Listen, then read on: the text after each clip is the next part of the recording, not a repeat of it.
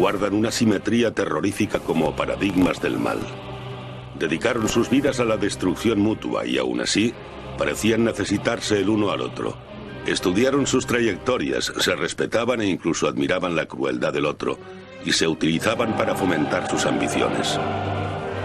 Presidiendo ideologías bélicas, su lucha final dividiría a Europa, comportaría la muerte de millones de personas y modificaría el paisaje político de todo el mundo. Fueron unos tiempos difíciles y de sufrimientos inimaginables. Recuerdo que fue difícil. ¿Cómo pudimos sufrir tanto? Pero sufrimos. ¿Cómo sufrimos? Más allá de los hechos que les formaron, debían tener una personalidad especial para hacer lo que hicieron. ¿Fueron los grandes enemigos del siglo XX iguales de algún modo?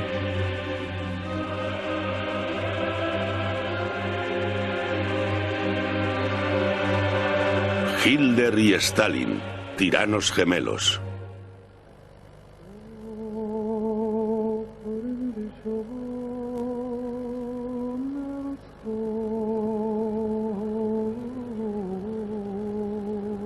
Tanto Hitler como Stalin eran intrusos. Vinieron de los lejanos confines de los grandes imperios en los que nacieron. Ambos serían tildados más tarde de provincianos, de arribistas vulgares, y ambos hablaron con fuertes acentos regionales toda su vida. Joseph Stalin nació en 1878 en Gorky, Georgia, donde sigue siendo un héroe a pesar de haber dado la espalda a su tierra natal. Su nombre era Joseph Yugashvili. Stalin significa hombre de acero en ruso y fue el nombre revolucionario que adoptó en 1912. Mientras que no se sabe nada del lugar del nacimiento de Hitler, para evitar un peregrinaje no deseado, la casa donde nació Stalin es un templo, decorada ahora con una fachada de mármol y con un museo anexo. Esto demuestra, como dijo Stalin, que los vencedores nunca son juzgados. Joseph Stalin era el hijo de un zapatero que solía aterrorizar a su familia y de niño, Stalin sufrió la viruela que dejó marcas en su cara para toda la vida. Su brazo izquierdo tenía un pequeño defecto como resultado de un accidente. Tan solo llegó al 1,74 m, algo que ocultaría con zapatos de plataforma. Adolf Hitler, 10 años más joven que Stalin, también tuvo una infancia que distaba mucho de ser ideal. Era listo, pero algo gandul, y le gustaba soñar con una vida llena de emociones y aventuras. Desde una edad muy temprana, empezó a leer libros de soldados y guerras. Su padre, Alois, era un oficial de aduanas. Él quería que su hijo siguiera su ejemplo y entrase en el servicio civil. El chico estaba horrorizado y le dijo que quería ser artista. ¿Artista? No mientras viva, fue la respuesta. Como Stalin, Hitler creció en un hogar lleno de violencia. Su padre tenía un temperamento realmente violento y solía castigar y pegar a los dos chicos. Al hermanastro de Hitler también. Está claro que Hitler sentía una aversión extrema hacia su padre. Fue a su madre, Clara, a la que Hitler amó intensamente. Llevó consigo una fotografía de ella hasta su muerte entre las ruinas de Berlín. Ella lo mimó de pequeño y le fue consintiendo a medida que iba creciendo. Cuando llegó al poder, Hitler declaró que el día de su muerte sería el día de honor para las madres alemanas. La madre de Stalin, Ekaterina, no era tan indulgente con su hijo, pero igualmente amorosa, enviándole paquetes con productos de Georgia hasta el día de su muerte. Cuando Stalin protestó por las palizas que recibió de pequeño, ella contestó: «Por eso eres ahora un hombre de provecho». Ella quería que fuese un sacerdote y lo envió a un seminario ortodoxo ruso.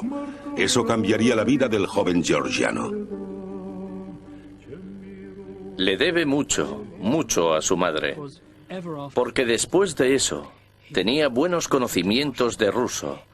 Pensaba en términos sistemáticos, como le habían enseñado a hacer en la iglesia. Siempre mantuvo el contacto con su madre, incluso cuando estuvo en Moscú. En el represivo ambiente del seminario en Tbilisi, la capital de Georgia, Stalin empezó a ser consciente del panorama político. En vez de la Biblia, leía copias furtivas de los panfletos marxistas. En vez de abrazar la fe cristiana, abrazó la nueva fe comunista. Su hija, Svetlana, dice que fue aquí donde empezó a creer que los hombres estaban condenados y eran intolerantes y que mentían y confabulaban. En 1899, a los 20 años de edad, Stalin dejó el seminario y dedicó su vida a la revolución. No hacía falta mucho para conseguir que alguien se rebelara contra las condiciones económicas y sociales en las que vivían en ese imperio. Pero pocos revolucionarios se comprometieron tanto con el autoritarismo, con la jerarquía, con la disciplina, con la lucha de clases, con la venganza de los pobres sobre los ricos, como hizo Stalin. Stalin tenía la determinación brutal de un terrorista. Robó bancos, incitaba manifestaciones y apalizaba a sus rivales. Fue arrestado y exiliado a Siberia 7 veces. Más adelante describiría su exilio. Pasé el tiempo con criminales. Recuerdo que nos parábamos en todos los salones de la ciudad y bebíamos hasta acabar. Guardan una simetría terrorífica como paradigmas del mal. Dedicaron sus vidas a la destrucción mutua y aún así parecían necesitarse el uno al otro. Estudiaron sus trayectorias, se respetaban e incluso admiraban la crueldad del otro, y se utilizaban para fomentar sus ambiciones. Presidiendo ideologías bélicas, su lucha final dividiría a Europa, comportaría la muerte de millones de personas y modificaría el paisaje político de todo el mundo. Fueron unos tiempos difíciles y de sufrimientos inimaginables. Recuerdo que fue difícil. ¿Cómo pudimos sufrir tanto? Pero sufrimos. ¿Cómo sufrimos? Más allá de los hechos que les formaron, debían tener una personalidad especial para hacer lo que hicieron. ¿Fueron los grandes enemigos del siglo XX iguales de algún modo?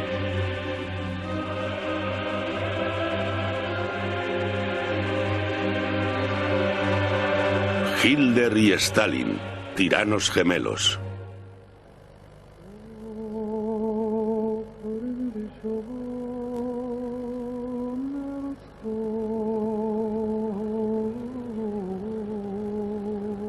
Tanto Hitler como Stalin eran intrusos. Vinieron de los lejanos confines de los grandes imperios en los que nacieron. Ambos serían tildados más tarde de provincianos, de arribistas vulgares, y ambos hablaron con fuertes acentos regionales toda su vida.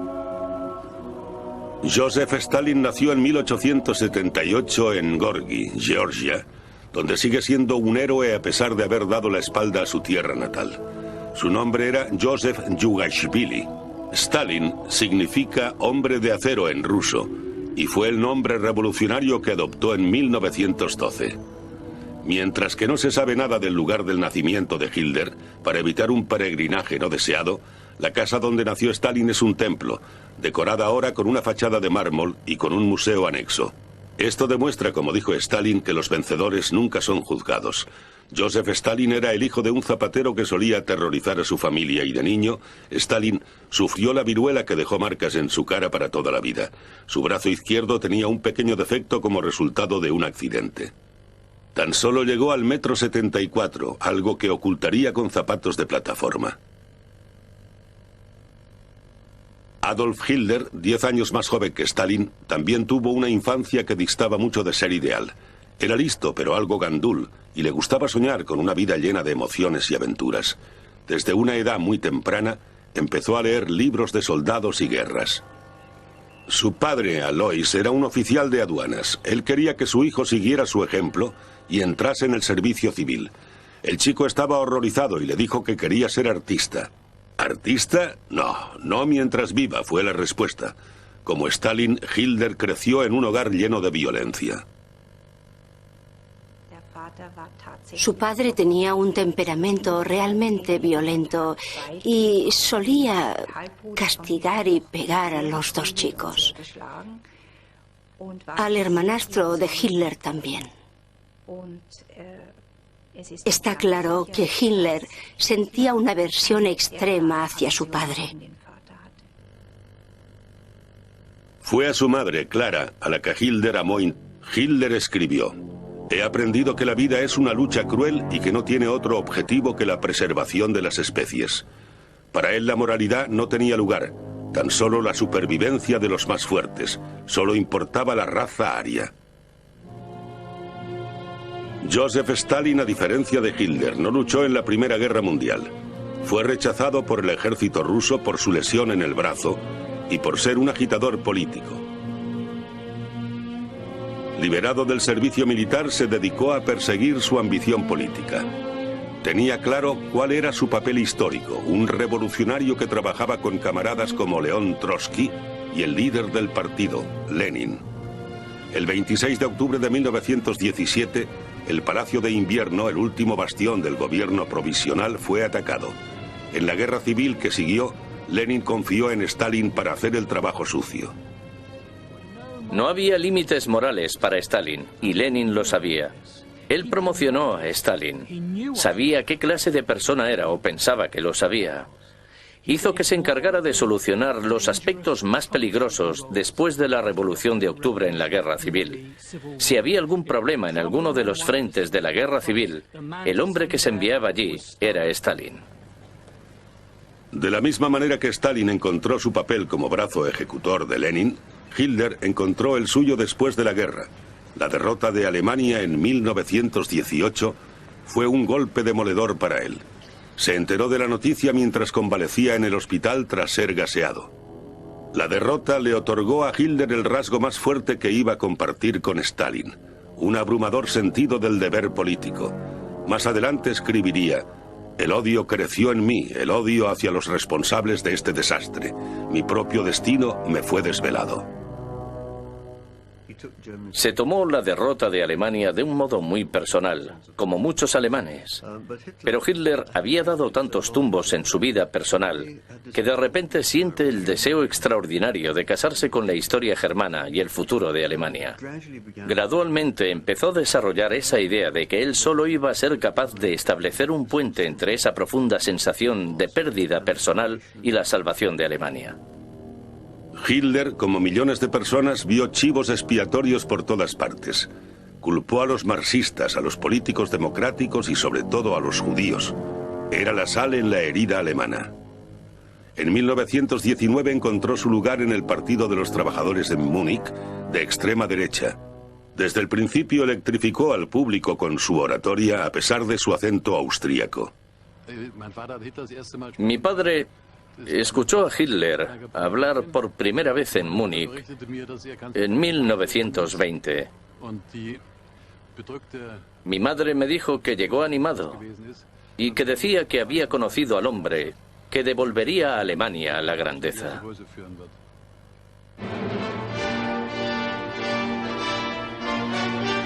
El poder de su oratoria le dio el control sobre el partido y sobre los miles de miembros nuevos. En menos de un año se había adueñado de él. Utilizó todas sus habilidades artísticas para crear la imagen del partido, creando las esvásticas, las banderas y los símbolos que alcanzarían su apoteosis más adelante con las manifestaciones de Nuremberg. Insistió en la obediencia total a su persona. Era el Führer, el líder. Hitler era el nazismo y el nazismo era Hitler. Fue una transición extraordinaria del hombre que tan solo 10 años antes había sido un indigente sin techo. Hitler dio su visión personal en un libro que se convertiría después en un éxito de ventas: Mein Kampf, mi lucha. Tanto Hitler como Stalin eran forasteros. Stalin era georgiano y Hitler austríaco, algo que todo el mundo parece olvidar, ya que se refieren a él como alemán. Pero eran como Napoleón, forasteros que tenían algo que demostrar. Cortaron con sus raíces y en esa situación desarraigada tenían que vincularse a algo. Stalin se unió a la revolución de Lenin y Hitler se vinculó a la salvación del pueblo alemán. Mientras tanto, Stalin ya tenía sus manos sobre los órganos de poder e intentaba apretar cada vez más. Pero en un mundo en el que Lenin era la estrella, él tenía que esconder sus intenciones, a diferencia de Hitler, que convirtió en virtud sus ansias de poder. Lenin apreciaba la mezcla de Stalin de astucia y falta de escrúpulos. Ese cocinero, dijo, tan solo puede cocinar platos picantes. La habilidad que Stalin demostró al tratar muchos asuntos del partido le llevaron en 1922 a ser nombrado secretario general del Partido Comunista y le puso en una situación en la que podía preparar su asalto para cuando la salud de Lenin flojeara. En su oficina del Comité Central del Partido, Stalin podía seleccionar tranquilamente a la gente adecuada, ponerlos en los cargos en los que le serían útiles, y la gente estaría en deuda con él por sus posiciones. En 1922, Lenin sufrió el primero de sus varios ataques. Stalin había ocultado también sus ambiciones, que Lenin no le vio como rival hasta entonces. ¿Por qué demonios Lenin, al escoger a Stalin para encargarse de todos esos trabajos que requerían tanta confianza y tanta crueldad, no pensó que esas cualidades podrían utilizarse contra él? Creo que la única conclusión que se puede extraer es que Lenin era demasiado arrogante para suponer que alguien a quien él había ayudado se volviera con éxito en su contra, pero Stalin lo hizo. Paralítico, Lenin dictó su último testamento a su esposa, en el cual atacaba a Stalin por ser tosco y rudo y por abusar del poder. Muchos de los camaradas de Lenin veían al comisario de guerra León Trotsky como sucesor, y no a Stalin.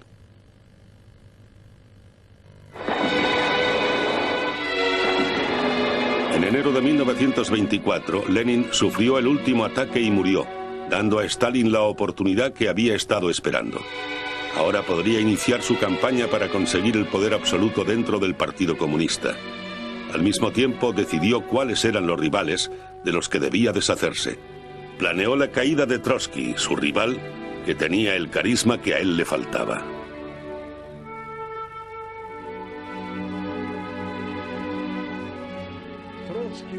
Trotsky era capaz de hablar muy bien y de hablar magníficamente en público. Era un orador con gran talento. Para llegar al poder, Stalin se basó en su capacidad de conseguir que un grupo de personas destruyera a otro. Empezó consiguiendo que los miembros del Politburó se volvieran contra Trotsky. Trotsky fue expulsado del Politburó y del partido. Fue destruido. Tras la desaparición de Trotsky, Stalin se enfrentaría a aquellas personas del Politburó que le habían ayudado y también los destruía. Con sigilo, pero con una determinación total, el secretario general del Partido Comunista estableció ese poder totalitario y arbitrario que nadie ha conseguido igualar en los tiempos modernos, excepto por un hombre, Adolf Hitler.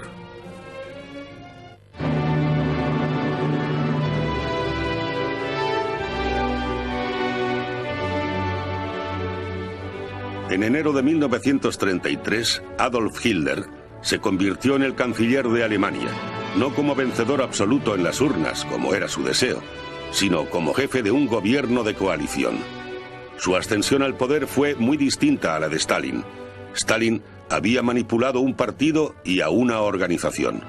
Hitler tuvo que empezar desde la nada, pero al igual que Stalin en Rusia, muchos habían subestimado al Führer. Utilizó la misma astucia y manipulación para conseguir sus objetivos. Los conservadores alemanes creían que cuando Hitler estuviese en el poder, podrían controlarlo. Fueron tan fuertes como lo habían sido los camaradas de Stalin.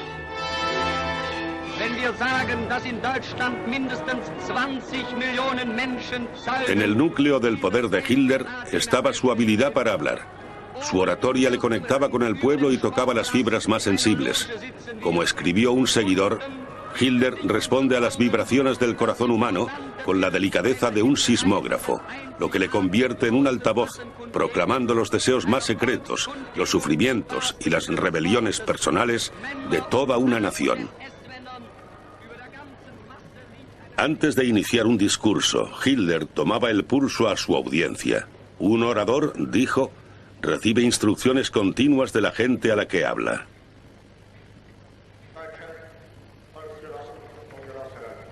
Era la combinación de las emociones junto con los gestos teatrales lo que daba a sus discursos ese poder tan intenso.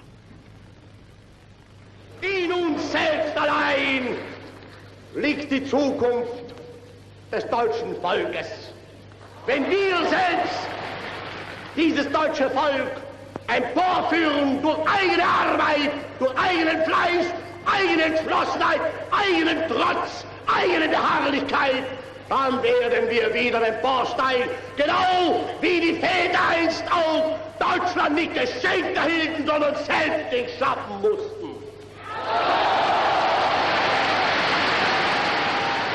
Los discursos de Hitler podían parecer espontáneos, pero, de hecho, estaban cuidadosamente estudiados. Cuando acabó el discurso, Hitler, Goebbels, mi padre y yo fuimos a la oficina de Hitler y allí, media hora más tarde, estaba racionalizando y recordando el efecto que algunas de sus declaraciones habían causado y daba instrucciones a Goebbels para que diese más énfasis a algunas y dejase otras al margen. Pensé que era algo extraordinario. El poder que ostentaba Stalin tenía muy poco que ver con sus discursos.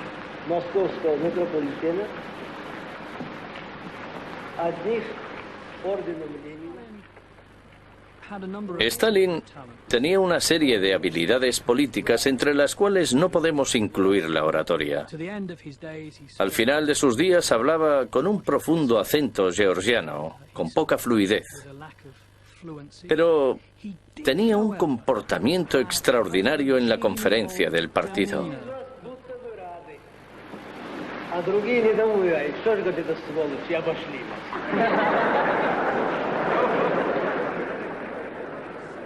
Pero es inconcebible que se dirigiera a una concentración, como hacía Hitler, y consiguiera conmover a la gente.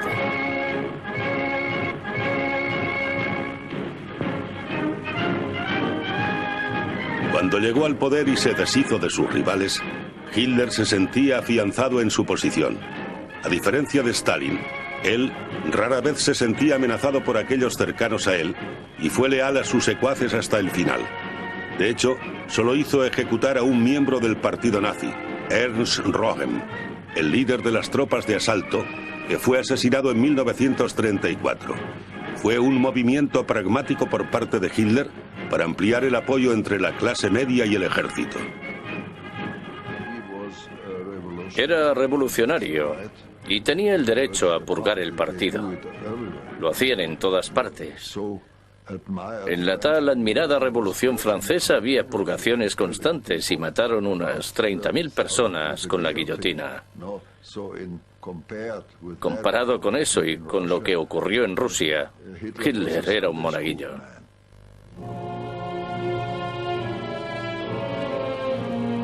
Stalin gobernaba en Rusia, como Hitler tenía todo el poder de un dictador, y como Hitler los utilizó para instaurar una visión muy personal del futuro. Para Stalin era modernización y nada ni nadie se iba a interponer en su camino.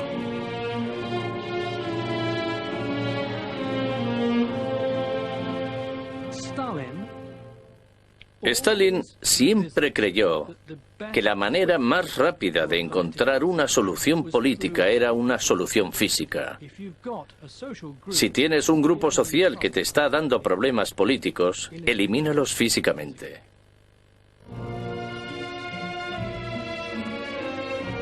Todas las ideologías necesitan enemigos. Los de Hitler eran externos, judíos, marxistas, gitanos y homosexuales. Los de Stalin eran su propio pueblo, contra el cual estableció una guerra en nombre del Estado. Consideraba a los campesinos rusos, en especial a los kulak más ricos, como capitalistas rurales que entorpecían la revolución.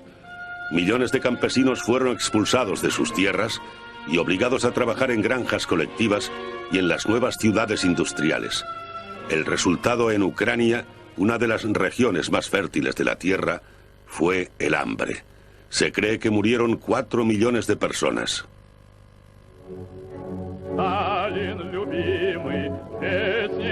Pero Stalin estaba dispuesto a conseguir sus objetivos, sea cual fuere el coste humano.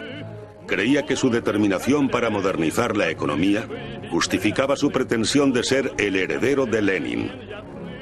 En una serie de planes quinquenales, estableció objetivos imposibles: la construcción de grandes proyectos urbanísticos, canales, presas, vías férreas y la creación de nuevas industrias completamente nuevas.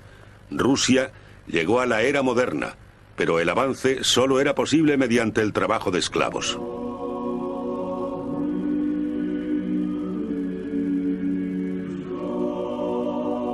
Stalin construyó el Gulag, una amplia red de campos de trabajo sobre los cimientos de Lenin. El archipiélago de Solovsky, al noroeste de Arcángel, fue lugar escogido para el primero. Fue establecido muchos años antes del primer campo de concentración de Hitler. Cientos de miles de prisioneros fueron recluidos en este antiguo monasterio y los campos que le rodean. Muchos de ellos eran kulaks deportados de Ucrania. Trabajaron en las carreteras y en las vías de Stalin, y su proyecto favorito, el Canal del Mar Blanco. Para aquellos que entraban aquí no había esperanza. Los prisioneros no tenían provisiones ni herramientas y a menudo carecían de refugio. Muchos murieron de frío en menos de un mes.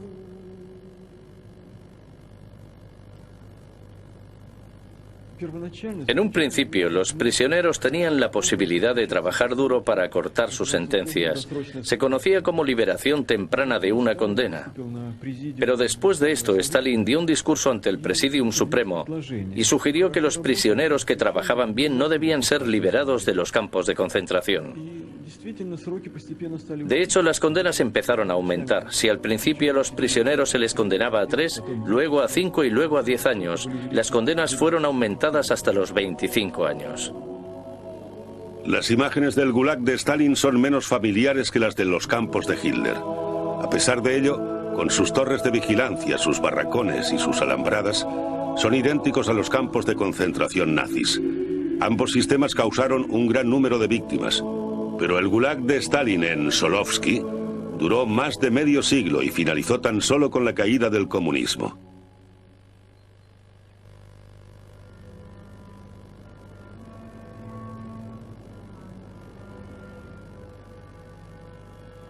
La guerra de Stalin contra su propio pueblo tuvo un alto coste y corrompió su personalidad. Pasó mucho tiempo en el Kremlin, trabajando o viendo películas, una de las pocas vías de contacto con el mundo exterior. Cada vez iba estando más aislado del pueblo al que gobernaba. A diferencia de Hitler, Stalin se casó. Una estudiante de música, Nadiezhda Aliuyeva, tenía tan solo 16 años cuando conoció a Stalin, que era por aquel entonces un joven revolucionario. Los primeros años de su matrimonio fueron relativamente normales, pero a medida que pasaba el tiempo, su esposa estaba cada vez más enojada por sus modos brutales. «Eres un torturador, eso es lo que eres, torturas a tu esposa», le dijo, «torturas a tu pueblo hasta que ya no pueden más». En noviembre de 1932, cuando Stalin estaba borracho, la insultó en público. Ella regresó a casa y cogió la pistola que tenía para su protección personal. Se pegó un tiro en el corazón. No se destrozó la cara y por eso estaba en el ataúd como si estuviera viva, muy guapa. Y cuando Stalin la vio dijo, se ha ido como un enemigo. Stalin prohibió cualquier comentario sobre el suicidio de su mujer y destruyó su última nota. Ni acudió al funeral ni visitó su tumba. El matrimonio de Stalin con Nadezhda Aliuyeva fue una auténtica tragedia. Y cuando ese matrimonio acabó con su suicidio, Stalin se convirtió en un hombre muy frío, frígido, cuyas venganzas ante cualquier acto en su contra fueron más duras que nunca. La relación de Hitler con las mujeres era igual de destructiva, era posesivo y apático a la vez. Su primer amor fue su sobrina, Geli Raubel. Es poco probable que Hitler mantuviera relaciones sexuales con ella, pero cuando descubrió la relación que tenía con su chofer, explotó de rabia. Le prohibió a Geli que viera a cualquier otro hombre. En septiembre de 1931, Geli se disparó en el corazón con la pistola de Hitler. Hitler estaba abatido. Había un paralelismo extraordinario con la muerte de la esposa de Stalin. Lo que demuestra que las figuras públicas, que tenían muchas dificultades para entregarse a los demás, estaban desesperadas por obtener algo a cambio. En cierto modo, estaban casados con la historia, casados con su misión, casados con el mundo exterior, y creo que tenían muy poco que aportar en sus relaciones personales, y creo que sufrían por ello. Eva Braun, que trabajó como ayudante del fotógrafo de Hitler, se convirtió en la compañera de Hitler para el resto de su vida. Ella era la responsable de las películas amateurs en el refugio de montaña de Hitler, en Berghof, en Berchtesgaden. Hizo todo lo que pudo para llamar su atención. En una ocasión hasta intentó suicidarse.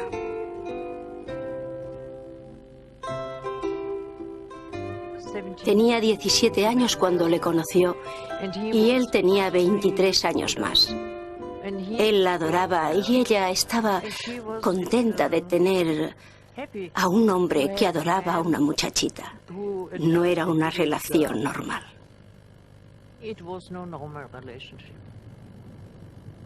Hitler, al igual que Stalin, mantuvo su vida privada en secreto. Eva Braun era una desconocida para el pueblo alemán. Hitler no tenía familia, pero se entendía muy bien con los niños. En cambio, con los adultos siempre era muy esquivo. A diferencia de Stalin, Hitler era vegetariano, no fumaba y desaprobaba el comportamiento rudo. Hitler odiaba la rutina de un gobernante y, a diferencia de Stalin, se negaba a leer los informes de Estado. En el refugio se levantaba tarde y no hacía nada en todo el día. Joseph Stalin siempre estaba en guardia. Trabajaba solo en su dacha de Kunsevo, día y noche en su despacho. Le llamaban el camarada fichero de tarjetas. Mostraba una disposición de la que Hitler carecía por completo. Esa era la clave de su poder. A medida que pasaba el tiempo, su paranoia aumentaba. Empezó a desconfiar de todos aquellos que le rodeaban, incluso de sus colegas y amigos más cercanos. Por eso decidió deshacerse de ellos.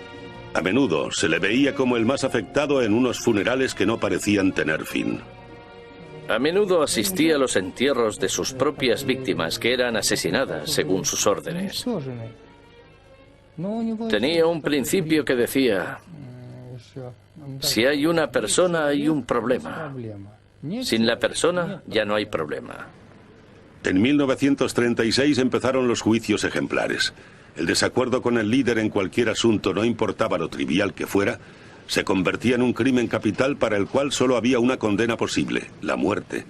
Los antiguos amigos y asociados de Stalin confesaban bajo tortura los crímenes más extraordinarios que jamás habían cometido.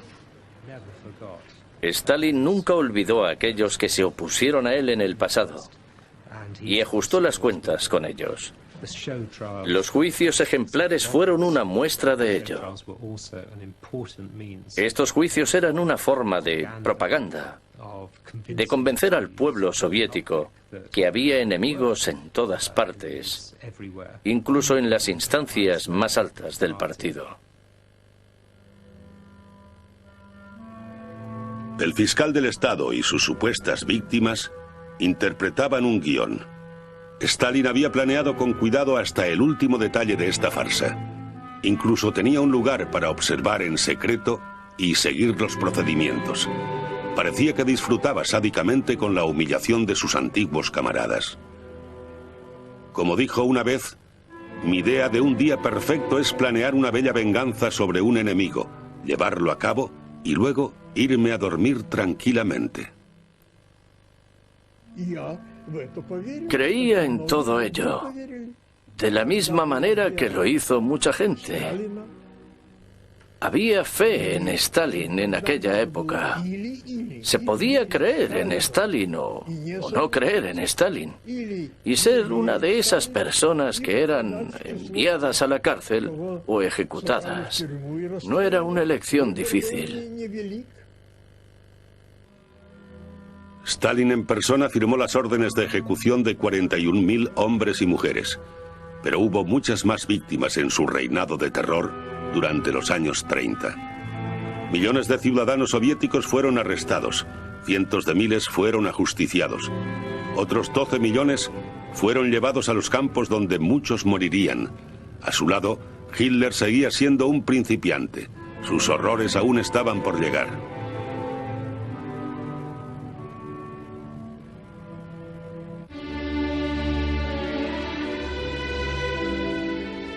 Hacia 1938 Hitler y Stalin eran los amos absolutos de sus propios dominios y a medida que el equilibrio de poder en Europa variaba, empezaron a vigilarse con cautela.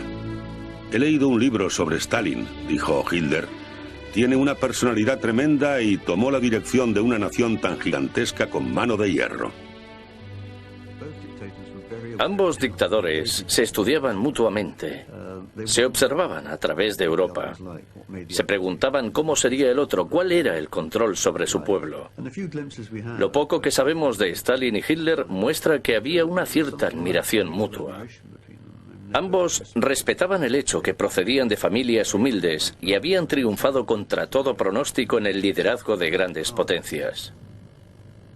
Después de la anexión de Austria, Hitler siguió expandiendo el Tercer Reich.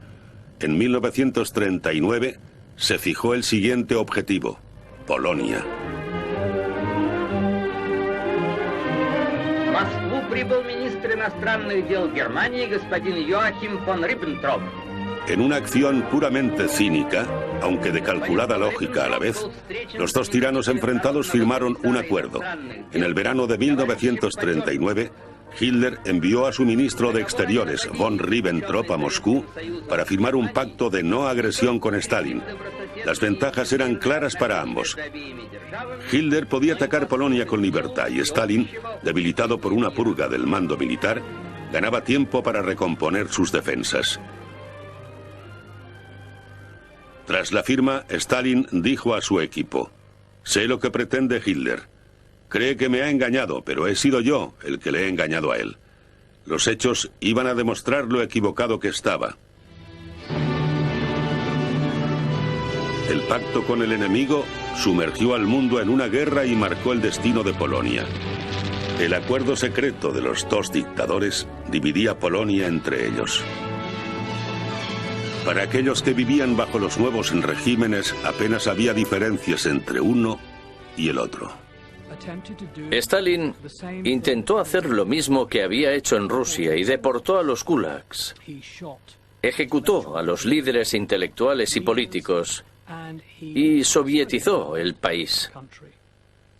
Del mismo modo, Hitler se trasladó a Polonia y estableció una exterminación mucho más cruel de los judíos que la que llevó a cabo en Alemania.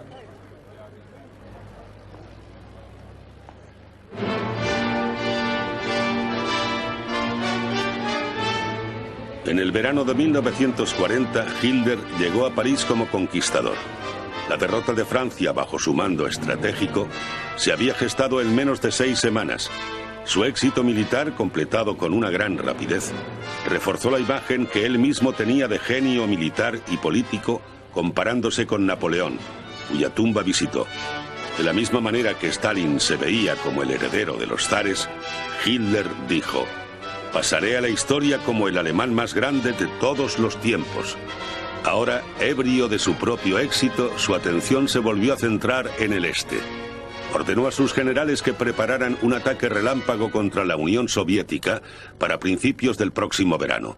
Mientras tanto, Stalin estaba convencido de que Hitler no atacaría a pesar de todos los informes que recibía del servicio secreto. Antes de la guerra, en la víspera de la guerra, no creía los informes que decían que el ejército de Hitler se había acercado a la frontera desde Murmansk hasta Odessa. Era algo que no se podía ocultar. Hubo informes de espías, embajadores y desertores. No creyó a nadie. Solo confiaba en una persona y paradójicamente esa persona era Hitler.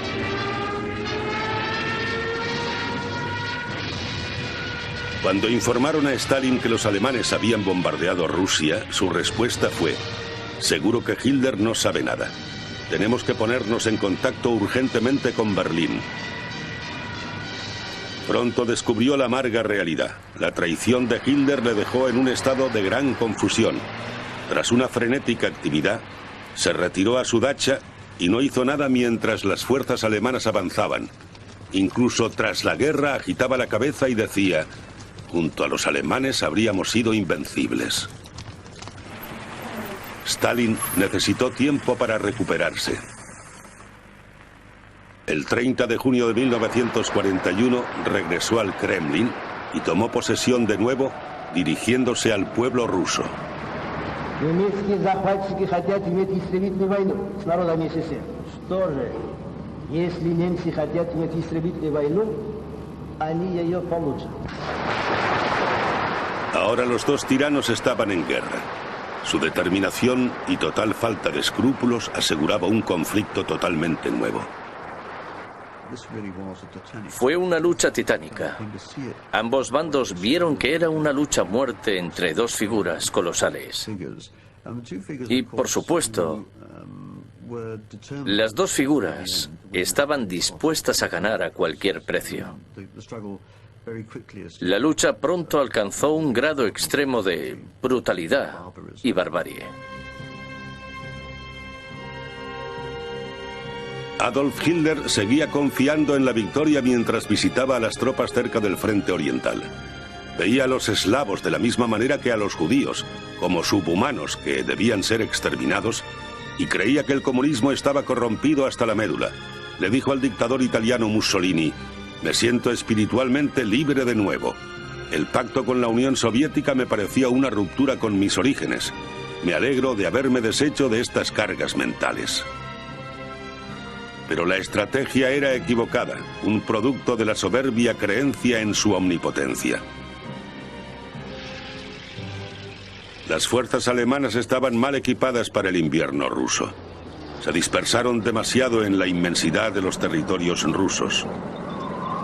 Y la política del Führer, de una guerra racista contra los judíos y los eslavos, hizo que no obtuviera el apoyo de muchas personas en la Unión Soviética que odiaban a Stalin.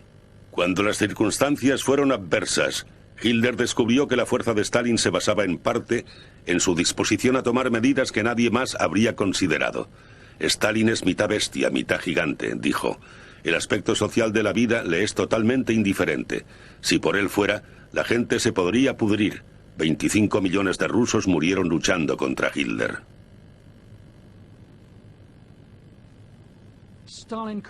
Stalin siempre le podía decir a Hitler: vamos a llegar hasta el final.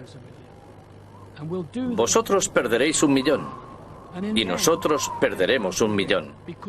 Pero al final ganaremos nosotros, porque podemos perder más aviones, más tanques y podemos perder más fábricas que vosotros. Al final no quedará un solo alemán, pero aún quedarán muchos rusos. Y así es como este hombre planteó esta guerra. Tras la derrota en Stalingrado, Hitler se retiró de la escena pública y su relación con el pueblo alemán se debilitó. El fracaso hizo que su popularidad disminuyera. Pero incluso cuando la guerra estaba claramente perdida, Hitler no tuvo ningún remordimiento por el genocidio. Los campos de exterminio en el este continuaron con su diabólica tarea. Y cuando las fuerzas rusas y aliadas se acercaban a Berlín, Hitler ordenó a su equipo no negociar con Stalin. Si firmo la paz con Rusia hoy, mañana volveré a enfrentarme a ella. No lo puedo evitar.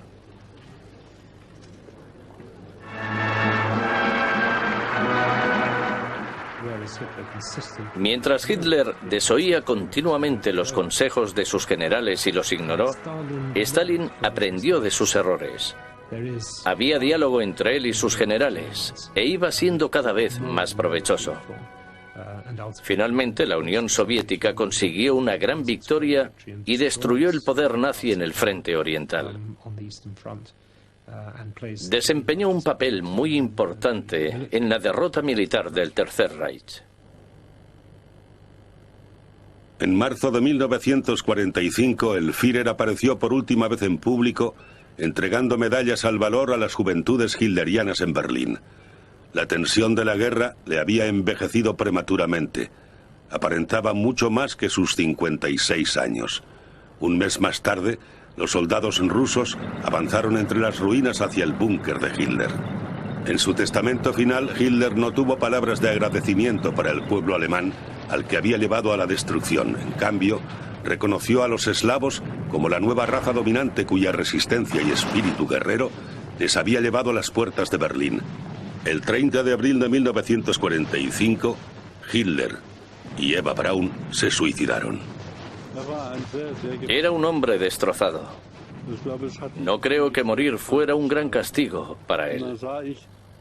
Vi cómo Hitler cayó contra la puerta junto a la mesa y Eva estaba con las rodillas encogidas, echada junto a él en el sofá. El cuerpo de Adolf Hitler, envuelto en sábanas, fue sacado por la salida de emergencia junto al cráter de una bomba. Le echaron gasolina por encima y le quemaron.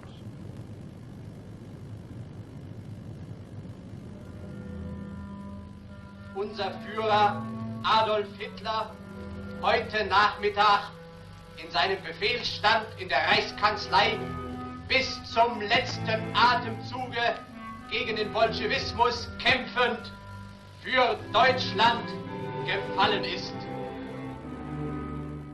Cuando Stalin oyó la noticia de que Hitler se había suicidado, exclamó: «Lo ha hecho el muy bastardo. Es una lástima que no le pudiésemos coger vivo». Con Hitler desaparecido y la guerra acabada, Stalin tenía más poder que nunca. Товарищ Сталин. El culto a la personalidad alcanzó nuevas cotas. La gente reverenciaba a Stalin como el salvador de su país en la lucha contra el fascismo. Pero los campos de trabajo siguieron aumentando y permaneció tan paranoico como siempre. Y además, continuaba obsesionado con los detalles más pequeños. Sonó el teléfono, lo cogí y escuché la frase: «Por favor, no cuelgue. El camarada Stalin hablará con usted enseguida». Me levanté, o mejor dicho, mis piernas me obligaron a levantarme. Unos segundos después oí una voz familiar. No me saludó, sino que fue directamente al grano. Ayer el camarada Zhdanov le habló sobre unos dibujos. La Guerra Fría había empezado. Stalin ordenó una serie de dibujos satíricos sobre los planes americanos de establecer bases en el Ártico. Pero no le gustaba el titular y puso sus propias palabras. Entender cómo Stalin, con el aumento global de asuntos a los que atender y trabajo que realizar, encontraba tiempo para cambiar el texto al pie de mi dibujo, es sorprendente e incomprensible. A medida que Stalin envejecía, se volvió más solitario y desolado, temiendo a la muerte constantemente. Como si fuera un déspota medieval, insistía en que se probaran sus alimentos antes de ingerirlos. Khrushchev, que acabaría sucediéndole, oyó cómo Stalin murmuraba: «Estoy acabado. No confío en nadie, ni siquiera en mí mismo». Cada vez permanecía más tiempo encerrado en su dacha.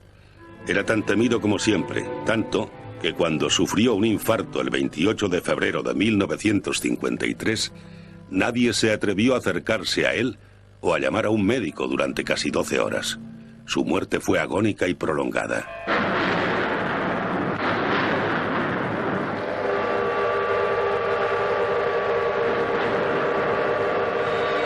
A pesar de los crímenes de Stalin, su muerte supuso un duro golpe para el pueblo soviético. Muchos parecían incluso creer en su inmortalidad. Pero hasta ahora, a pesar de su tiranía, Stalin sigue teniendo su lugar en el corazón. Guardan una simetría terrorífica como paradigmas del mal. Dedicaron sus vidas a la destrucción mutua y aún así parecían necesitarse el uno al otro. Estudiaron sus trayectorias, se respetaban e incluso admiraban la crueldad del otro y se utilizaban para fomentar sus ambiciones. Presidiendo ideologías bélicas, su lucha final dividiría a Europa, comportaría la muerte de millones de personas y modificaría el paisaje político de todo el mundo. Fueron unos tiempos difíciles. y de sufrimientos inimaginables. Recuerdo que fue difícil. ¿Cómo pudimos sufrir tanto? Pero sufrimos. ¿Cómo sufrimos? Más allá de los hechos que les formaron, debían tener una personalidad especial para hacer lo que hicieron. ¿Fueron los grandes enemigos del siglo XX iguales de algún modo?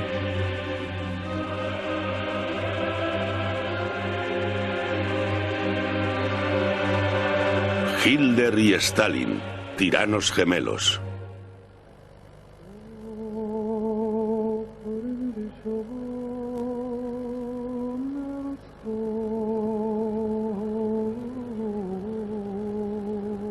Tanto Hitler como Stalin eran intrusos. Vinieron de los lejanos confines de los grandes imperios en los que nacieron. Ambos serían tildados más tarde de provincianos, de arribistas vulgares, y ambos hablaron con fuertes acentos regionales toda su vida.